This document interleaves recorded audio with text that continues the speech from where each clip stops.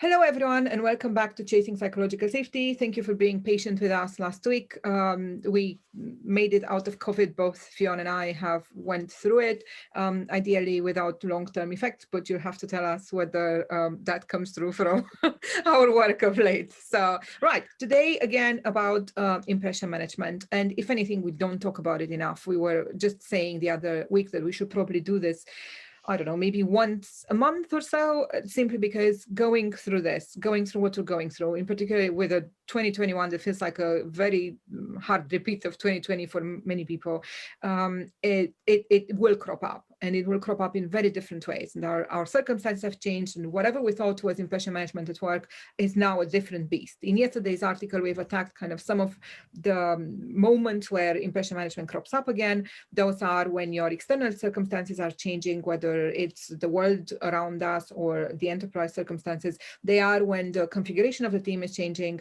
But most importantly, the one we'd like to focus on today, it's when our personal lives are essentially now intertwined with our work lives and what that does to impression management. So some of the things that you can do so that you make sure you minimize the impression management you're doing around each other are, let Fiona take it from here.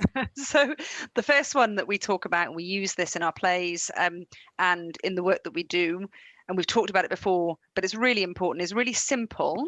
It's called a catch yourself counter. And I'll just say that at the moment, we have all got to treat ourselves with an awful lot of empathy, self-empathy, looking after ourselves. So we recognize that everyone's having trouble. So when we say catch yourself, this is for your own benefit. It's not some sort of, you got to do this because, it's better for your work. We really want you to take some time to reflect and support yourself with the catch yourself counter. So what that means is, we've got impression management, which is a fear of appearing incompetent, intrusive, negative, disruptive, and all of those things crop up all the time, and even more so, as Dwayne has already said, at the moment. So this is simply a case of just thinking to yourself, oh, hang on, I didn't speak up then. Why didn't I do that? What was the reason? Don't beat yourself up about it. You don't have to weigh back in with it if you don't want to, but just note it, reflect on it, and then think about it for the next time that comes up. And next time that comes up, maybe you'll feel a bit safer speaking, or you'll feel a bit more courageous to speak.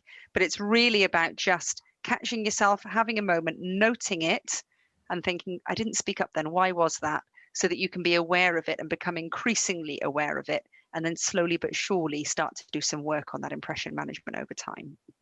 Indeed. And to do that most efficiently, don't forget, you don't need an entire session to remind the team and yourself about the catch yourself impression management counter. You don't necessarily need to dedicate an hour for that conversation.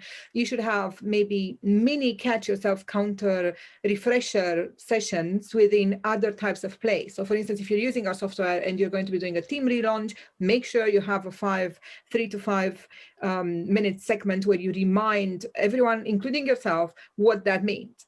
If you're doing a courage hackathon, don't forget to include a part on impression management. If you're doing a humor hackathon, don't forget to mention impression management. There's not one play or one human intervention where you couldn't comfortably fit in what would it look like if we stopped being afraid. So don't forget to always include it in your other plays.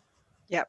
And another way that you can almost use the catch yourself counter, but absolutely start to combat impression management, is in talking to each other about what's really happening, being open and honest, absolutely using the magic of this new blended environment where we're all in and out of each other's homes, virtual, and in and out of each other's personal lives. Everyone, or lots and lots of teams out there, are now doing the calls that say, how's everyone going? Sharing some stuff about, what's going on personally, favorite music, whatever it might be. Slack channels for different conversations.